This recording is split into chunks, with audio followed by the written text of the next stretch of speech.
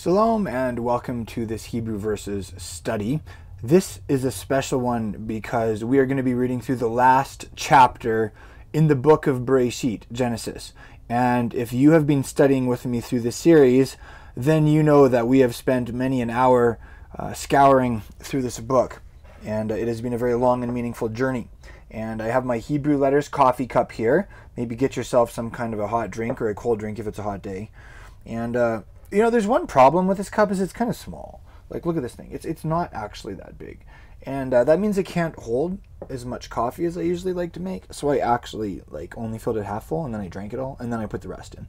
And I was actually tempted to use my Canadian coffee cup that my mom sent me, because it is big. I might do that sometime for one of these lessons, just for a change. But for now, you know, we'll just stick with the Hebrew letters theme. All right. So here is our text that we are going to be reading. Bereshit, in the beginning, that's Genesis.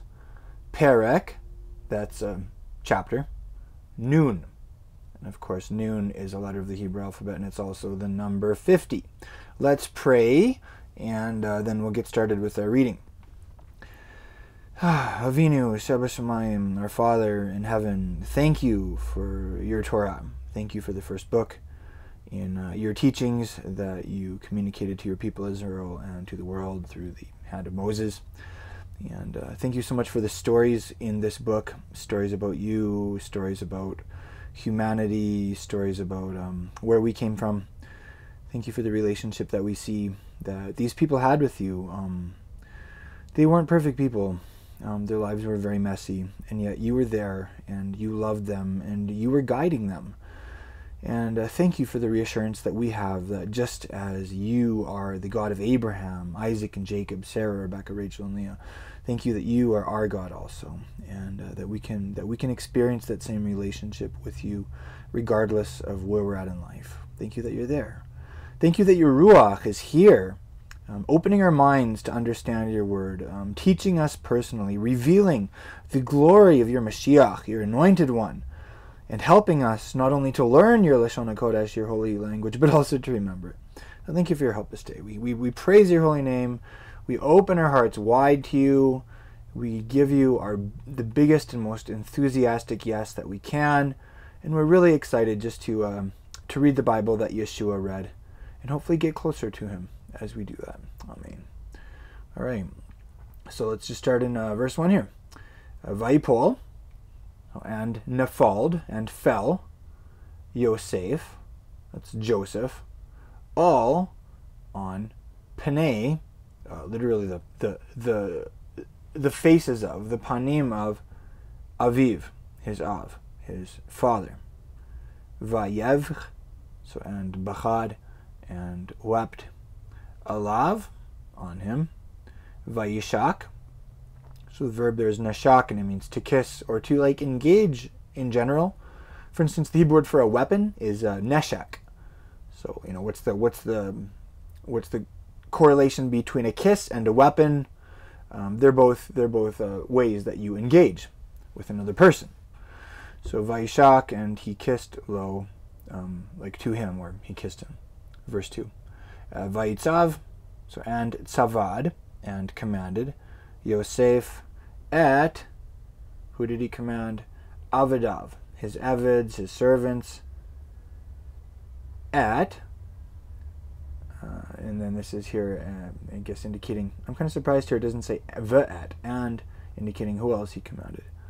Anyways, v'et, you know what? I'm really curious how this is translated. Let's have a look at this together in my beloved eSword. Okay. This is an unusual grammatical form. Oh, okay. Joseph commanded his servants, the physicians. That's how it's translated here. There's our answer. See, I don't know everything, but I do know how to look stuff up, and that's one of the big things that hopefully you're learning from these lessons. Not learning that I don't know everything. Hopefully you already know that, but learning how to look stuff up. Okay. So let's read that again now. Okay, so it says Vayitzav Yosef. So Joseph commanded et Avadav et Harofim. Okay, so et Avadav his servants, et Ha-rofim, the healers, or the Hebrew word there is rafa, and it means to heal. All right. So the physicians, the doctors, whatever. La-chanot, so to chanat, to embalm. Et, indicating who's getting embalmed. Aviv, his av, his father. Let's read this last line, and then we're going to talk about this verb for embalming, because it's really, it's a rare word, and there's one place where it's used that's really unusual, and it unlocks something in the Gospels where our beloved Rabbi Yeshua used some Hebrew wordplay, I believe. Vayachantu, so and they chanated, they embalmed. Ha-rofim, so the healers. At, indicating who was embalmed. Yisrael, Israel. Okay, so this little verb here, chanat, it's very rare, because embalming wasn't a Hebrew tradition, this was an Egyptian tradition. So you don't hear much about it. So let's go back to Esort here. I'm going to show you something about this word. Okay, so the verb is chanat. Now, if you wanted to look it up, you probably know this already, but you, if you get the plus version, you load up your favorite translations and what paraphrases and whatnot in here.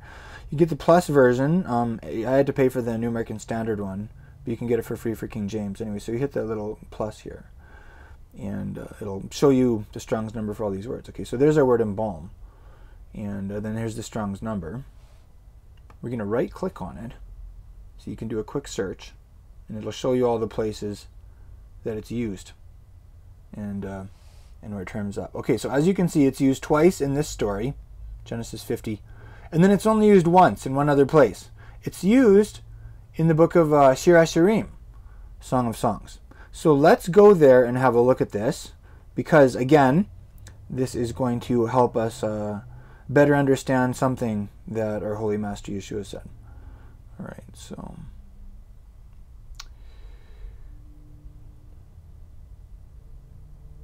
yes, I did have that preloaded. That wasn't magic. Okay, so Song of Songs 2:13. This is the verse. The fig tree has ripened its figs, and the vines in blossom have given forth their fragrance. Arise, my darling, my beautiful one, and come along.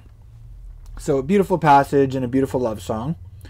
And let's just look a little bit at the context of these words. So this is the boy talking to the girl. And if you look 2 verses previously, he says, "Behold, the winter is past, the rain is over and gone." All right, so this gives us the time frame for his words. He's talking about the end of winter, the beginning of spring. Of course, the rain here is a reference to the winter rains. So basically spring, and summer are just commencing. The flowers have already appeared in the land. The time's arrived for pruning the vines. The voice of the turtle dove has been heard in our land, and the fig tree has what? Ripened its figs. Now, this is an interesting word, and if we look at how it's translated in some different translations, you'll see that there's a bit of a variety of opinions amongst the translators about how to render this, because the only other way it's used is in reference to embalming a corpse. So you can see the problem there.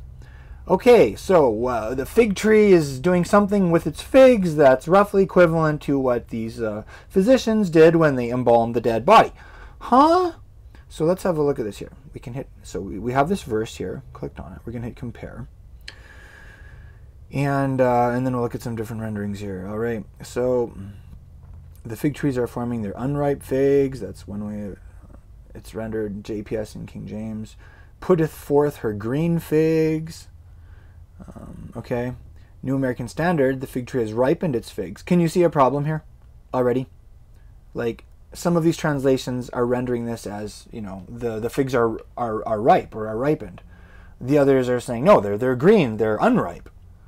These are two, opposite meanings here. Just looking at a couple more here. NIV forms its early fruit. NLT forming young fruit. NRSV plays it safe. The fig tree just puts forth its figs. Ripens its early figs. Okay, here, look at this tree of life. They play it safe. They use both ripening and early figs. All right. Same with Young's literal. Ripened her green figs. Okay, so can you see the tension here? The translators are like, okay, the only other place this verb is used is in reference to embalming a corpse. What is it talking here with reference to figs? Is it talking about figs that are just becoming ripe, or are these figs that are indeed very ripe? And so that's the question. All right, now, why am I talking about all of this? Because there's an interesting place where Yeshua talks about a fig tree and putting forth its figs. And remember, this is a very rare word, so let's have a look at this here and see if we can't better understand the words of our Master. Okay, so we're going to go to Matthew chapter 24, verse 1. At the beginning, I want you to notice here, Yeshua's Talmidim are coming to him. I think the Gospel of Mark tells us it's just his inner circle, basically, just like 4 of his closest disciples. You can see here it says the disciples came to him privately. So it's really neat that we get to listen into this private conversation between the Master and some of his inner circle.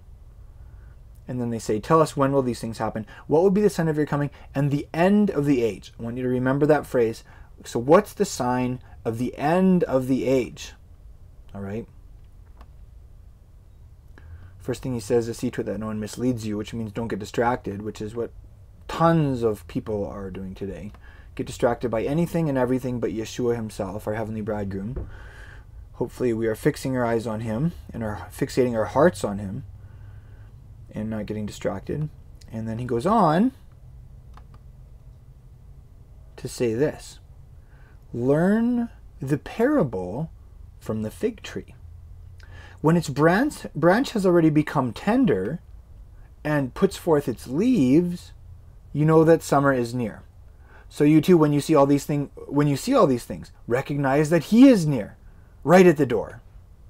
All right. So this is interesting. They say, what's the sign of the end of the age? The Hebrew word for the end of the age, the Hebrew word for like an age is olam. It's like the word for, the cosmos, for forever, for the world, for an age of time, olam. And then the Hebrew word there for end is kates. Now, you might be saying, wait a minute, Izzy, what's all this Hebrew stuff? We all know that the New Testament was originally written in Greek, wasn't it? The answer is yes and no. What we do know for sure, the early church fathers were pretty much unanimously agreed on this, is that the Gospel of Matthew was originally written in Hebrew. And indeed there are some, there's some different versions of the Gospel of Matthew that are ancient, that are floating around, and some of them, one of them might be the original, we can't say for sure. But anyways, all that to say that, Matthew was originally written in Hebrew. And generally, scholars would agree that Hebrew was spoken as a living language in the Second Temple era, kind of mixed in with Aramaic, Hebrew Aramaic. And I wonder how you would contract that. Aramabru? Maybe Aramabru? Hebraic? Kind of like that, They kind of spoke like this Hebraic or Aramabru. And I'm thinking a lot. I've never come up with that contraction before, so that's new for you right there. And anyway, so that's what they spoke, and that's what Matthew wrote his gospel in. You have to remember Matthew is a traditional Jew, and he was writing to traditional Jews, so it makes sense that they would use the traditional Jewish language, which is not Greek, it's Hebrew. All right. So it's not so much of a stretch to ask ourselves, well, what were the original words of the Master? What were the words that he actually used? And even though Aramaic was definitely spoken along with Hebrew as a living language in the Second Temple era, you have to remember that these Jewish guys still read the Bible in Hebrew, and they still prayed in Hebrew. The traditional Jewish prayers of the time were almost all in Hebrew, right? So even if they did speak Aramaic, it's almost like the Hebrew Bible was still like their theological word book. And it's so when they're quoting passages, they definitely would have gone back to the Hebrew. Now here's the interesting thing. There are 2 instances of wordplay in Yeshua's words here. Firstly, I just taught you that the Hebrew word for the end of the world, or the end of the age, is kates haolam. Now what's interesting is the Hebrew word for summer, which is kaitz, spelled almost exactly the same, pronounced almost exactly the same. Kaitz is just spelled kuf tzadi. Kaitz is spelled kuf yod tzadi, right? So they say, well, when is the kates? He says, well, here's a little parable. Here's a mashal. Here's a little analogy for you, relating to summer. Kaitz as a picture of the kates, the end of the world. Okay, so that's the first instance of wordplay. if we look past the English, we look past the Greek, and we try and look all the way back to the original words of our Master. Now, there is another possible instance of wordplay here. Yeshua is talking about the fig tree. He's talking about its branches becoming tender and putting forth their leaves. Now, remember that Yeshua and his disciples were thoroughly steeped in the Tanakh, in the Hebrew Scriptures. And so, often when he's talking about stuff, he's making reference to passages in the Bible. So when he's talking about this parable of the fig tree, and about its branches, getting to the stage, like, what was he talking about? Was there possibly a passage that he could have been referencing? I personally believe that he was referencing this rare Hebrew verb, chanat. In fact, he might have even used this verb in the original language. We can't say for sure. So he might have said, when its branch has already become tender and chanated. All right, use that verb chanat. Instantly, his disciples would have thought of two scenarios. They would have thought of the passage in Shir HaShirim, the Song of Songs, that we just looked at here, where the lover is saying to his beloved, look, winter is over, and spring is just around the corner, along with summer, the kites, the end, and he's saying, get up, let's go, come along, it's a beautiful time. So this would have given Yeshua's disciples great hope. They would have realized, even though there's a great tribulation coming, and we are going to experience intense pressure in this world, yet at the same time, Yeshua is our bridegroom. He is the lover of our souls, and we're going to make it through that. We're going to make it through the winter, the winter of the great tribulation, to the springtime of the coming of the Messiah, the pictured by the fig tree and its ripening its figs and putting forth its branches and leaves in that fashion, right? And I'm not going to. I don't feel like I'm capable of fully unpacking that. So I would encourage you to read Matthew 24, and then read Song of Songs chapter 2, and then note the parallels, because there are definite parallels there. Even in the midst of intense trial, Yeshua, the Mashiach, God's anointed one, he is our lover, and we can have that relationship with him, and it's not a boring relationship. It's very intense, actually. Sometimes it almost feels too intense. Sometimes we're like, wow, God, you are a teller of great stories, of very dramatic love stories, and maybe we could just tone it down for a while, because this is too much for me and I don't feel like I can handle this, and I just, those kinds of feelings, right? We all have that sometimes, but I just want to encourage you that behind it all is the passionate heart of love that God has for his people. All right, so that's the first thing. Here's the other thing that Yeshua's disciples may have thought of. They would have thought of the story of the death of Jacob, the patriarch of the nation of Israel, and he thought of the act of embalming in general. So somebody dies and there's a corpse, so to speak, and then it's embalmed. So it's like the end of an era. And similarly, Yeshua is saying, when you see the fig tree chanating its figs, then know that the end is near. So basically, it's almost like it's the end of an era.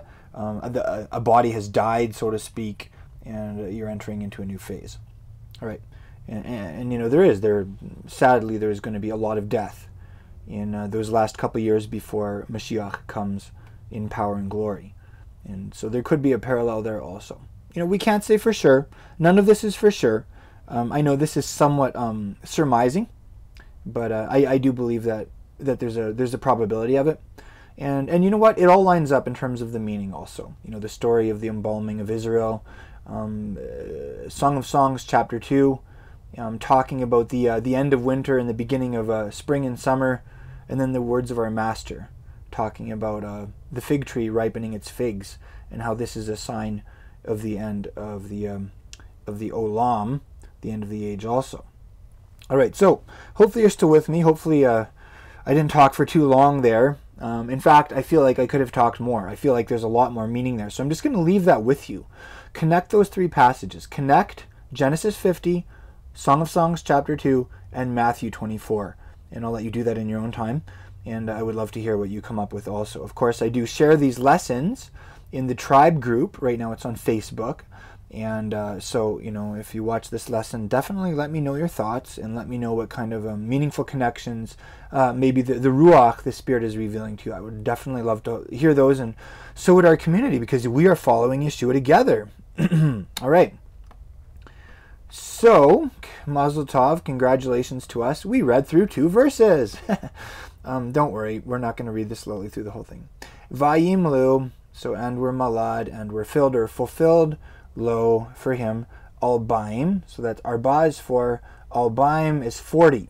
So albaim yom, 40 days, ki, because ken, thus, yimlu, are fulfilled, yimei, so the yoms of, the days of, hachanutim, okay, so that's like embalming. When I was preparing for this lesson, and even just now, I actually almost read that as chatunim, which was horrible in a way, because that's the word for like, for a bridegroom. It's like the chatan is the bridegroom, so chatunim is like the betrothal and then the wedding festivities. But in a way, it's kind of profound, because have you ever, okay, maybe you've done this, have you ever accidentally said wedding instead of funeral, or funeral instead of wedding? I know I have. Like, it's embarrassing. Like, it's the most horrible thing you can say. It can be super insensitive, you know what I mean? Like, what a terrible slip of the tongue. But then in other ways, it's almost profound, Those are the 2 instances when people get more religious. People who would never darken the door of a church will, show up at a church for weddings and funerals. I heard one person try to combine those 2 in rhyming words and say, those are the 2. You go to church to get hitched, and you go to church to get ditched. So that's my profound wisdom for you there. But anyways, it's kind of interesting that, in our English mindset, we somehow, in some weird way, we correlate weddings and funerals. And then, similarly, they almost sound similar in Hebrew. Chanutim and chatunim. Chatunim is with a tav, mind you, not with a tet. But hey, they sound very similar, I'm sure we could unpack that more too. It would be interesting to note the parallels between weddings and funerals. One thing I could tell you actually on the side is the Hebrew word for bride is kala. And kala comes from the same word as the Hebrew word for all or everything, which is kol. So that's very beautiful and romantic. The bride is the bridegroom's everything. She is his all, so to speak. His kala is his kol. But it comes from this verb. The verb can also mean to finish. So in a way, on your wedding day, you're completed. And in another way, you're finished. Vayivku, and they bachad, they wept. Oto, for him, Mitzrayim, that's Egypt. Shivim, so Sheva is 7, Shivim is 70 yom days. Verse 4. Vaya'avru, so and avard, and passed by. Yimei, the days of vachito, so that's like the days of his weeping. Vayidaber, and davard, and spoke Yosef. El, 2, Beit, so the bait of the house of Paro. Lemor, so to Amar, say, Im, if, Na, if please, Matzati, so I've matzat, I've found, Chain, it's like favor or grace. So if please, I found grace, but Einechem, in your eyes, your eyes, Dabru, so you devar, you speak, Na, please, Be'oznei, so in the ozens of, in the ears of. Oh, just as a little side note, so I bought I took my 2 little girls out on an Abba-daughter date yesterday, and we went to the Dollar Tree, and I got them some bazooka joke gum. Don't judge me! I only let them have 1 piece. And anyways, they opened it up, and Tears' little, like, like they have those little, like, little comics, or little, now they don't have comics, they have, like, little puzzles, like word puzzles. So anyways, it said, list all of your body parts that are spelled with 3 letters. So we started thinking, there are tons of them. One being your ozen, your ear. Of course, in Hebrew, almost everything is spelled with 3 letters, so. But even in English, there are lots. So isn't that a wonderful piece of wisdom? Are you glad you're learning with me? Okay. I try and make these lessons kind of variegated, just to, keep you entertained and engaged. Okay, so anyways, He says, if I found favor in your eyes, grace in your sight, dabruna, speak please, be'ozne, in the ears of Pharaoh, lemor, so to Amar, to say, verse 5, Avi, my father, hishbiani, so he made me take a shavua, an oath, lemor, so to Amar, say, hine, look, anochi, I, myself, mate, I'm dead. Bekivri, so in my kever, in my grave. And this is interesting because when I first saw this word, I thought it said bekirbi, which means in my center or in my midst. Well, anyways, it's interesting that the word, like to say in my grave or in my center, in my midst are related. And I know I already correlated weddings and funerals, which maybe you thought was morbid, so maybe you find it morbid for me to be correlating the word for a sepulcher with a person's innermost being, but maybe there's some kind of meaningful correlation there also sometimes, for better or worse. Asher, which kaliti, which I karad, which I dug, li, for myself, be'eretz, in the land of Canaan. Now this is a really interesting word here for digging. Kara means to dig. And I want to look at this word with you. I think I have it on eSword. Let's see if I have it on eSword or not. That's not the one we want. Let's try again. There we go. Okay, so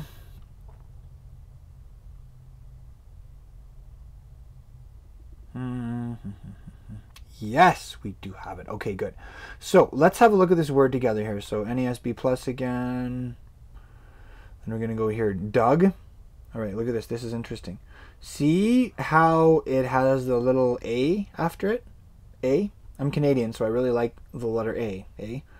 And here's, okay, this is one of the shortcomings of eSword, honestly. Because what this means is that there's like one meaning of the word, and then there's another meaning of the word. And so you can't actually you can't click through the word. You can't right-click on it. It won't give you a quick search as far as I know. Maybe it will. Okay, you know what? Maybe it will for the A, but then it doesn't give you the B meaning unless you search for it independently. So anyways, let's look at the A meaning. All right. So this is great. It shows us like all the places where this word is used and where it's translated in this fashion. All right. First, so it's used here in reference to digging a well, digging a grave, digging a pit, and then there. Okay, now cutting out a tomb. That's the general meaning of the word here, right? Now, there is another way that this word is used. So let's, okay, and then, well, before we go there, just check this out here. Okay, look at this. It says, in the Psalms, this is kind of puzzling. Sacrifice and meal offering you haven't desired. My ears you have what? Opened. So the word there is kara. And remember, it means to dig out. Like how you dig out a well, or how you would, like hew out a tomb from the rock. It's the word there for opening the ears, digging them out. All right. Now, let's have a look at meaning B here.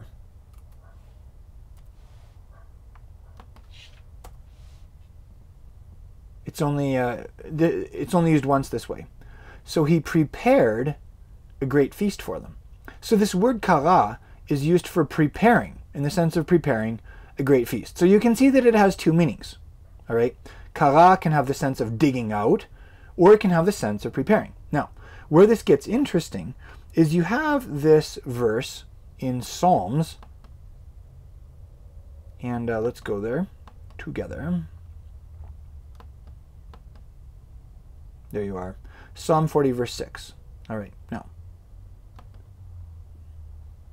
Sacrifice and meal offering you haven't desired. My ears you have opened. All right, now here's the question. Remember, this verb can mean one of two things. It can have the sense of digging out and thereby opening, or it can have the sense of preparing. Now, the reason this is interesting is because this verse, this translation here is based on the Masoretic text, the traditional Jewish text, but there is another way that this verse is translated in the Septuagint. So, you know, when the Hebrew Bible was translated into Greek a couple hundred years before Messiah came on the scene, it was translated differently. And I have here Brenton, which is a translation of the Septuagint. Check this out. In the Septuagint it reads, sacrifice and offering thou wouldest not, but a body hast thou prepared me. All right? So this is interesting. This word can be translated in one of two ways. The translators of the Septuagint went with the preparing understanding.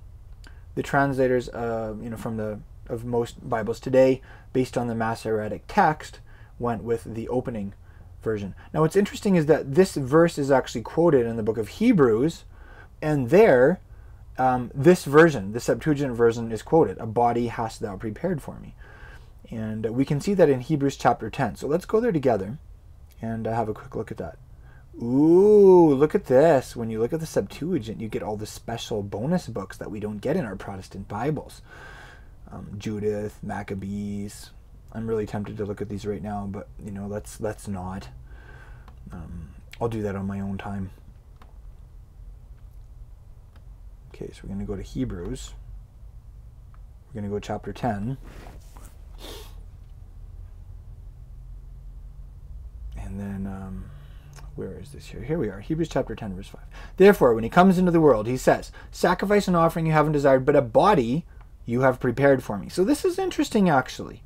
The verses like this come into play very much when we talk about New Testament primacy, when we talk about what was the original language of the various books and letters of the New Testament.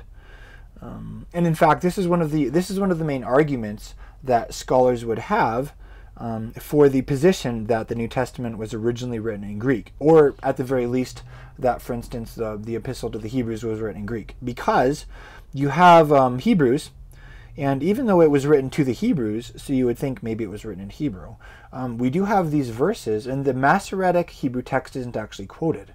It's actually the Septuagint, the Greek text, that's quoted.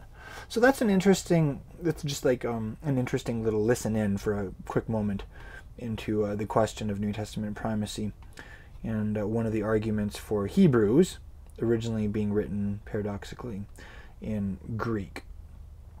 Let's get back to our text here. Shama, so Sham there, Tik Barani, so Kavarmi, Barimi, the Ata, and now, E'ele, so I will go up, or let me go up. This is interesting. So again, this is like Joseph talking to Pharaoh. Remember, Pharaoh was in a higher position of authority than Joseph. But in Hebrew, Joseph is literally saying, in order for him to say, like, may I do this, please let me do this, he literally is saying, I will do this. And my daughter Tirza definitely appreciates the fact that in Hebrew, if you want to ask your parent, may I do this, you tell them, I'm going to do this. But you have to realize that when he's saying, I'm going to do this, what he's really saying is, could I please do this? All right. I'm not giving you any parenting tips here. Hopefully your kids aren't reading into this one.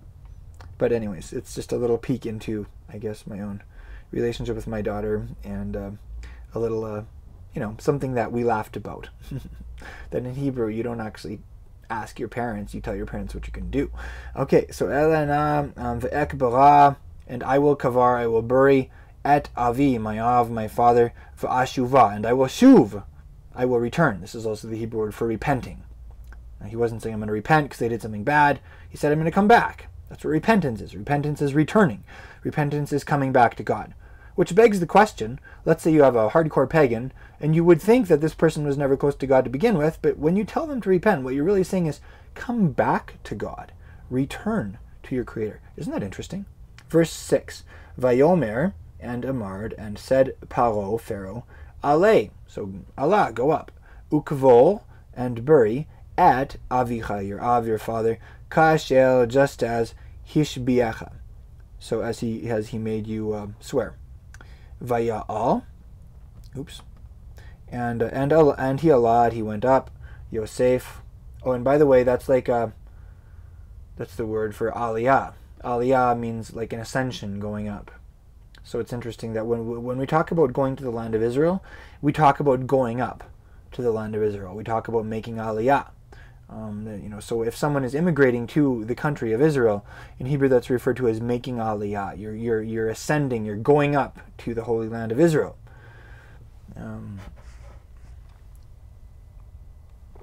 And that's a very biblical phrase. So like new immigrants are called olim chadashim. So if you're a new immigrant, you're an olah. If you're a man, and you're an olah if you're a female. But it's like someone who's gone up. Okay, so that's what Joseph was doing here. He went up, likbol, to kavar bari et aviv, his father, vayalu, and Alad went up ito with him, kol all avdei, the avids, the servants of Pharaoh. That's Pharaoh. Zikne, so the Zakanes, the elders of Veto, his bite, his house. V'chol, and all Zikne, the Zakanes, the elders of Eretz, the land of Mitzrayim, Egypt. Verse 8. V'chol, and all. Beit, the bite, the house of Yosef. V'echav, and his achs, his brothers. Uveit, and the bite, the house of Aviv, his father. Rak, only. Tapam, so only their tafs, their little ones, vitzonam, and their tzon, their flocks, uvkaram, and their bakars, their herds, azvu, they azaved, left, be'eretz, in the land of Goshen. Verse 9, Vaya'al, and Alad went up, imo, with him, gam, also rachev, that's chariots, the verb rachav means to ride or drive, Gam, I would love to drive a chariot. See how those things handle. Gam, also parashim, that's the horsemen, like the cavalry. Vayayi, and there was hamachaneh, so the verb there, chana, means to camp, so machaneh is a camp. The camp was kaved, literally heavy, meod, very. The camp was very heavy. I wonder how that's translated. Let's look at it real quick. I'm so curious. Verse 9.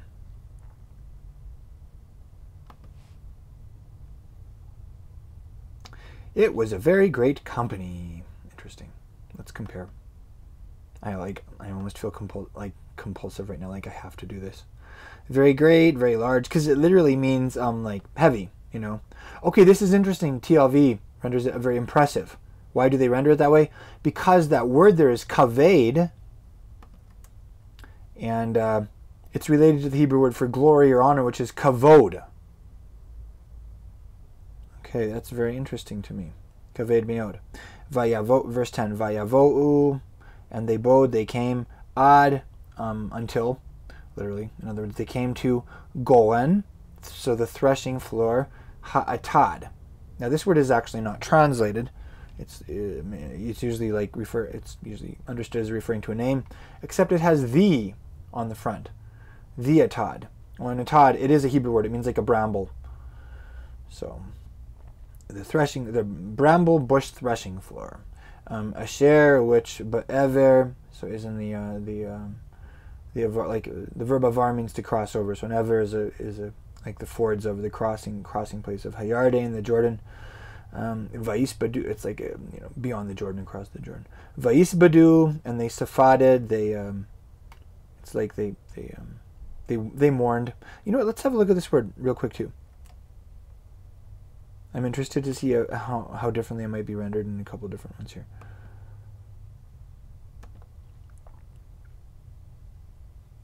And I'm also curious if atad is translated in any of these. Okay, it is. Okay, look, it is here in the TLV. The threshing floor of the bramble. So they do translate it in the Tree of Life version. Very interesting. Okay, so how is this word here translated? Bewailed, lamentation, lamented, wailed, lamented. Okay. Very great and solemn memorial service. Okay. Interesting. Vaisbadu, and they lamented Sham there. Misped, with the lamentation, gadol, big or great, v'chaved, and heavy. And as we saw there, one translation rendered that word solemn. So a very great and solemn lamentation. Meod, very. Vaya'as, and the Asad, and he did, le'aviv, for his father. Evel, mourning. So this is another word here. We have this one word here, like safad, which has the sense of lamenting, or even eulogizing can have that sense. And then here we have this word evel. Let's have a look at this one also, and just see how this one is rendered. Because we have a couple different words, and they're similar, but they're different. Okay, so here we can see that it's translated as mourning, and it looks like in general, evel is indeed translated as mourning. Okay, so you can see the difference there between like lamenting in the sense of eulogizing, and then mourning. There's a difference there between those two words in Hebrew. Verse 11, Vayal, so and Ra'ad and Sa, Yoshev, so the ones sitting, Yeshaving, in other words, the residents of Haaretz, the land, HaKana'ani, the Canaanite, Et Ha'evel, so the mourning, Begolen, in the threshing floor, Ha'atad, of the bramble. Vayomru, and the Amar, they said, Evel, mourning, Kaved, heavy, Zeh, is this, LeMitzrayim, for Egypt. All can, therefore, Kara, he called Shema, its Shem, name, Avel, the mourning of Mitzrayim. So, they anglicize that as Abel Mitzrayim. Asher, which is Be'evel, on the other side of Hayarden, the Jordan. Verse 12, Vayasu, and Asad, they did, Vanav, so his bens, his sons, Lo, for him, Ken, thus, Kasher, just as Tzivam, he tzavad, he commanded them, verse 13. Vayisu, and they Nasad, they carried, Oto, him, Vanav, his bens, his sons, Altza, to the Eretz of, the land of, and okay, Eretz is land, on the end means towards, or in the direction of, so to the Eretz of, to the land of Canaan. Vayik baru, and they kavard, they buried Oto, him, Bim Arat, so a Ma'ara is a cave, so in the cave of Sdei, so Sadeh is a field, Sdei, the field of a Machpelah.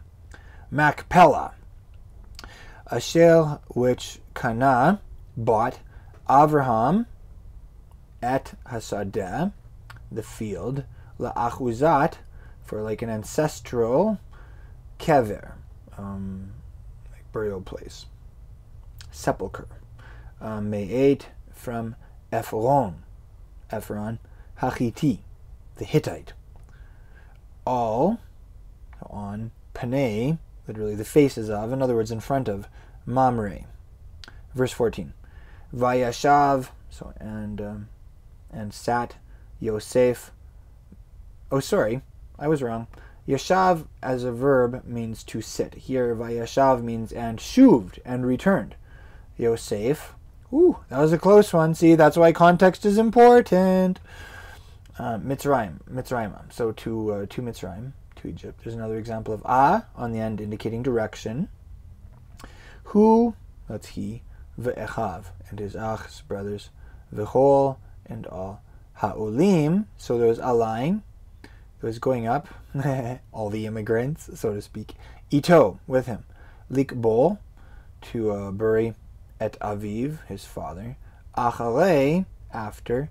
Kavro, he buried, et aviv, his father.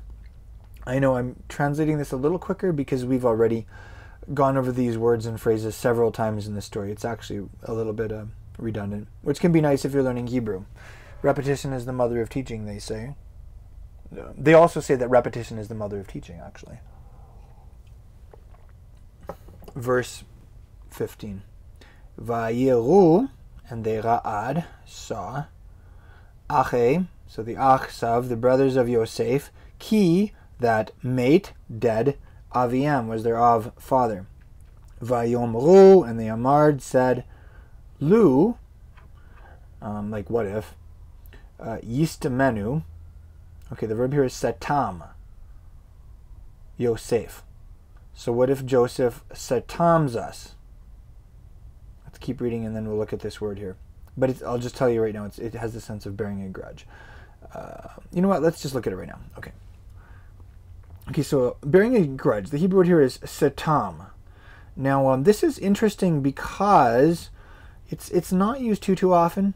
but it is related to a couple other words that give us a better sense of what bearing a grudge means. Because like bearing a grudge, that's not really concrete language. That's a little bit abstract, you know.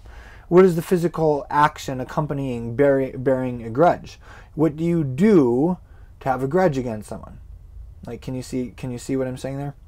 All right. So the question is, what's the physical action? What's the actual concrete verb there?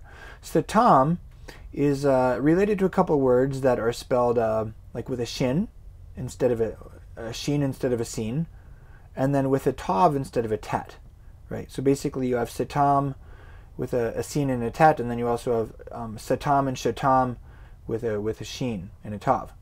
And the big idea behind these words is to close, in contrast with opening, and that's the main sense there. So to bear a grudge against someone basically means to be closed towards that person, to close your heart to them. And you know, this is a hard one, honestly, as just thinking about it from a relational perspective, because boundaries are important. God has boundaries. You know, we should have boundaries. We should have healthy ones. Some people are good for you, and some people are not good for you, and you need to have boundaries. And so to some degree, you have to be closed with some people, or they will use you, they'll take advantage of you, they'll attack you, blah blah blah.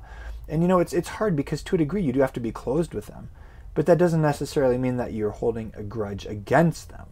So, anyways, it's a fine line, I think. But that's kind of the big idea behind the Hebrew word there for bearing a grudge. I think we could probably agree it's better to err on the side of being open with people, opening our hearts to them in love and in trust, at least at the beginning. All right. So anyways, maybe Joseph will, hold a grudge against us like this. V'hashev yashiv. And returning he will return. In other words, he will certainly return. Lanu, to us, at kol, all hara'ah, so the evil, asher, which gamalnu. This verb gamal is interesting. In this case, it just has the sense of how you treat someone. Like gamalnu, how we treated Oto, him. Verse 16. Vaitzavu, and they tzavad, they commanded. Interesting. El, to Yosef, Joseph. Lemor, so to Amar, say, Avicha, your father. Tziva, commanded. Lifnei, before moto, his mot, death. Lemor, to Amar, say, verse 17, Ko, thus, Tomru, you shall Amar, say, Le Yosef, to Joseph. Ana, please. Sa, now this is interesting. It literally has, the verb is nasa, and it has the sense of like lifting up or picking or carrying. Okay, just hold that in mind. Na, please. And yeah, there are two different words here, and they both have the sense of please. Ana, and then na. So please, and here, this word here, it has the sense of forgiving, right? Even though it literally has the sense of picking up, carrying, lifting, whatever. So please forgive, please, pesha, which is like the transgression when you cross a line. It can have the sense of crime in Hebrew also. Achecha, your achs, your brothers. V'chatatam, and their chatat, their sin. And that word there has the sense of missing the mark, missing the target, erring. Ki, because ra'ah, evil, gemalucha, they gemaled you, they treated you. Ve'ata, and now, sa-na, forgive please. Lefesha, the pesha, like the transgression, the violation of avdei, the Eveds, the servants of Eloah, the Elohim of the God of Avicha, your father. That's what they said. Vayevch, and Bachad, and wept Yosef. B'dabram, when they devoured, they spoke a love to him. It's interesting how frequently Joseph cries, like he bawls in these stories, and that's not a bad thing. Joseph clearly was a very masculine person and leader, and at the same time he bawled. So just take note of that.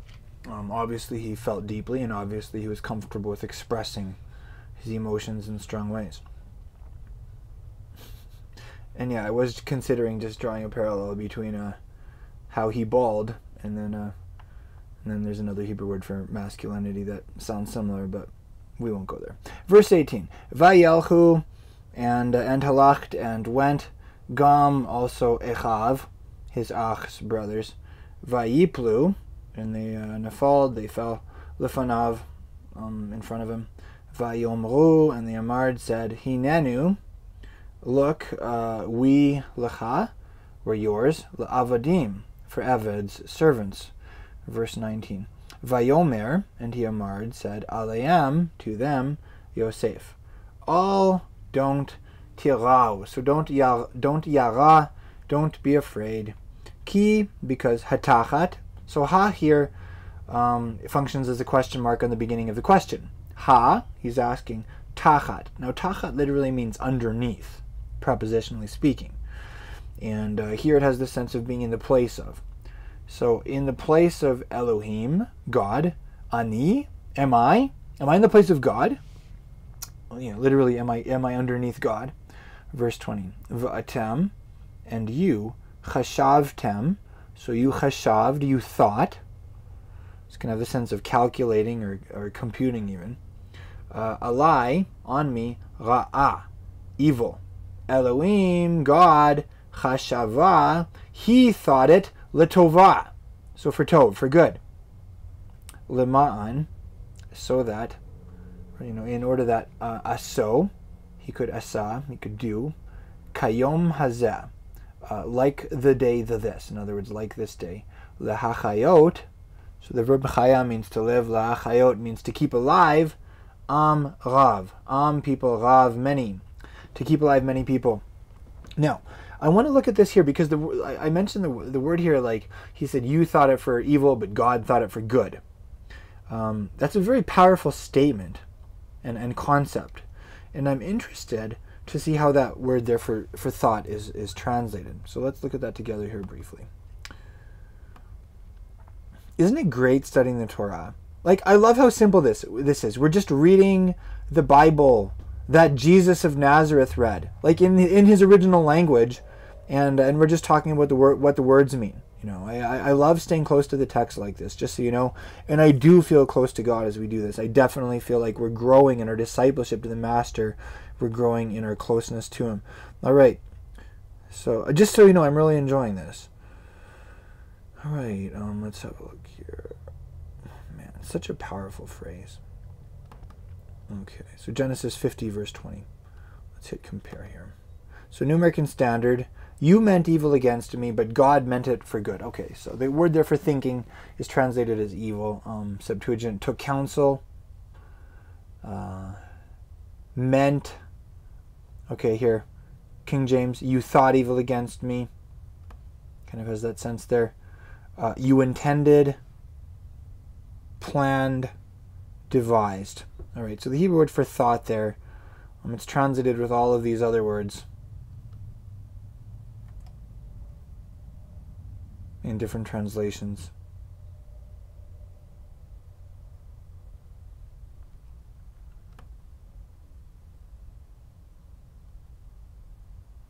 Okay, verse 21. Ve'ata, and now, all don't tirau, don't yara, don't be scared.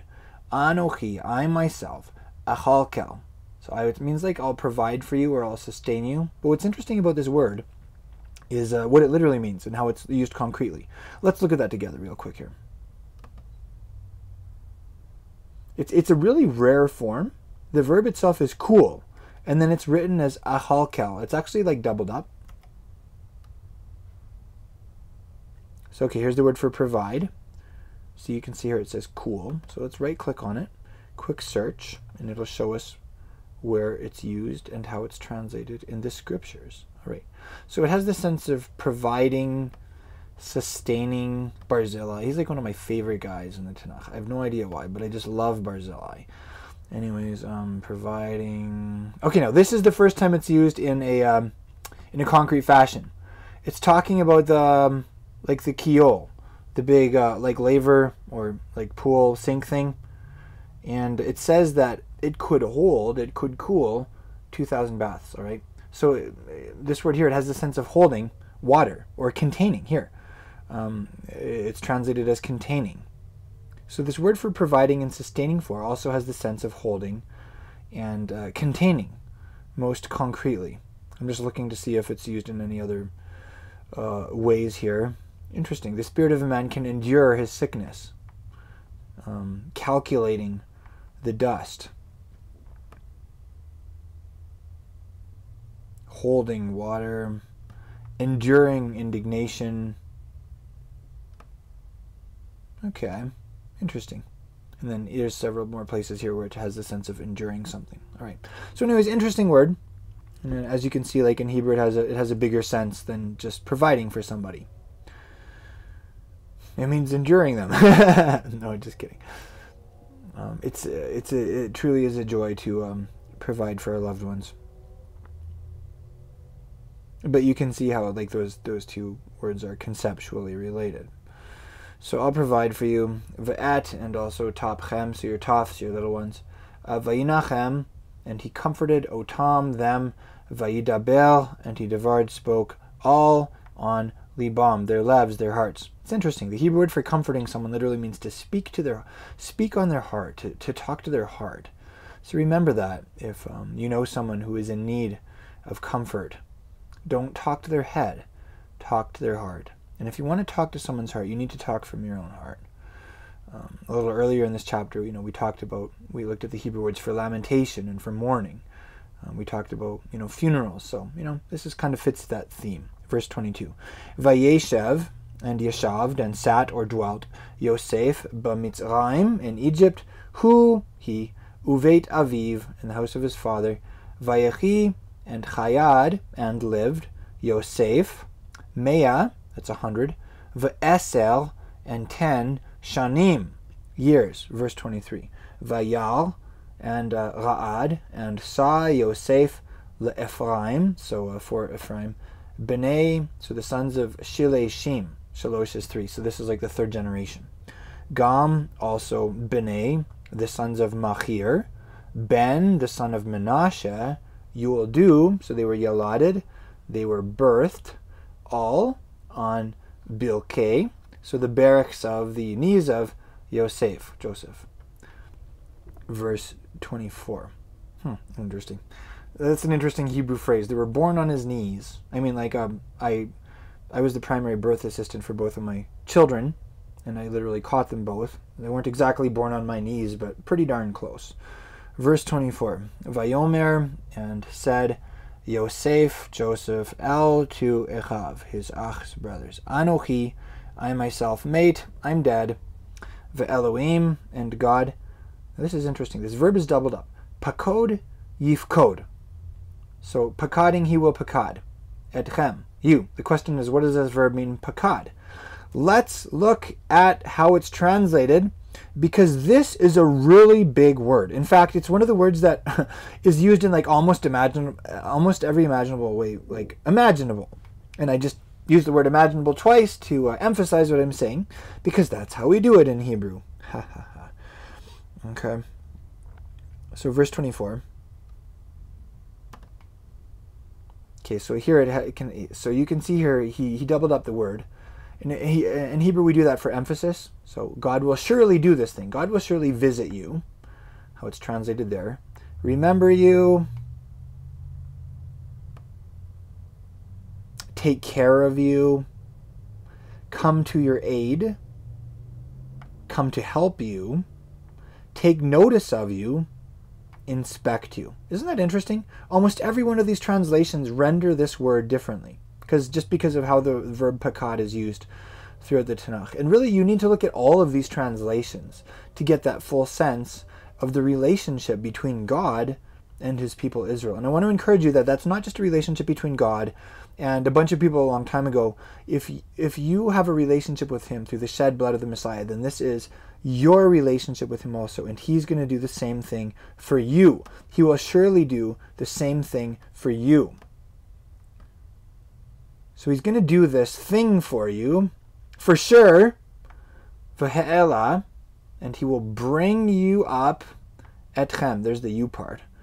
He'll cause you to make aliyah, mean from haaretz, the country, hazot, this, el, to haaretz, the country, asher, which nishba, So he swore, like promising, on oath. LaAvraham, to Abraham, LaYitzchak, to Isaac, UleYaakov, and to Jacob. Verse 25. Vayashba, and he made them, swear on oath. Yosef, Joseph, et B'nai, the sons of Israel. Lemor, saying, look at, here it is again, Pakod Yifkod. So, Elohim, God. Etchem, you. So God will certainly, he'll visit you, he'll help you, he will take care of you, he will remember you, he'll take notice of you, all these words. He's definitely going to do this for you guys, there's the plural. V'ha'alitem, and you will, okay, there's the verb Allah, to go up. So ha'alitem, you will bring up et atzmotai, my etzems, my bones, mizeh, from this. In other words, from here. Verse 26. Vayamat, and muted and died Yosef, Ben, the son of, here it doesn't mean the son of, it means how old you are. In Hebrew, when you say how old you are, you say you're a Ben, you're a son of, or you're a bat, you're a daughter of so many years. So Ben, Mea, 100, Va'esel, and 10 Shanim, years. Vayachantu, and embalmed, Oto, him, Vayisem, and they put him, Ba'aron, in a casket, in an ark, B'Mitzrayim, in Egypt. And before we celebrate finishing, let's look at this one word here, Aron, because as I mentioned, this is also the word for like the ark. The Ark of the Covenant is the Aron HaBrit. It has the sense of like a box, but I'm just kind of curious how it's rendered, because it can have different senses. Like, okay, here it's translated as coffin. Obviously, the Ark of the Covenant wasn't the coffin of the covenant. You know what I'm saying? When God talked to Moses about the Ark of the Testimony, he wasn't talking about the coffin of the testimony, but it's the same word, which is really interesting. It's one of those connections that you would miss if you are not reading it in the original language. Okay, every single one of these translate it as coffin. But now you know that it's also the word for the Ark of the Covenant. And that, my friend, that's it. I don't know if you've been tracking with me through this whole thing, but we just finished reading word by word through the entire book of Bereshit, Genesis. Chazak, chazak, v'nit chazek. Be strong, and may we be strengthened. Let's stay encouraged as we follow Yeshua together, as we endeavor to come closer to God through him and through the study of his Lashon HaKodesh, his holy language. If you've been with me on this journey from the beginning, reading through the book of Genesis in Hebrew, MAZAL TOV to you. A big congratulations. It's a big job. It really is. It's a big simcha. It's a big time to celebrate. If you have, let me know. Let me personally know. I want to celebrate with you that we finished the book of Genesis together. If you jumped in late, hey, let's celebrate anyway. Yay! We read. You finished. You jumped in whenever you jumped in, but you finished it with me. So congratulations for that. It's been a great journey. It's been a couple years. When we started out in the book of Genesis, we were doing Hebrew chapters. Then we switched to Hebrew verses, so we didn't always do the whole chapter. For a while, we were doing these studies on Periscope, the live streaming interactive video app, and we had some very powerful experiences studying together, praying together, interacting with all kinds of random people that showed up, and for some of them, it was their very first exposure to the Jewishness of Jesus and the original Hebrew text of the holy writings. So anyways, it's been a great journey, and it just keeps getting better, and I can't wait to have you join me in our next Hebrew verses study. So once again, MAZAL TOV, congratulations, and thanks for joining me in this wonderful, wonderful experience.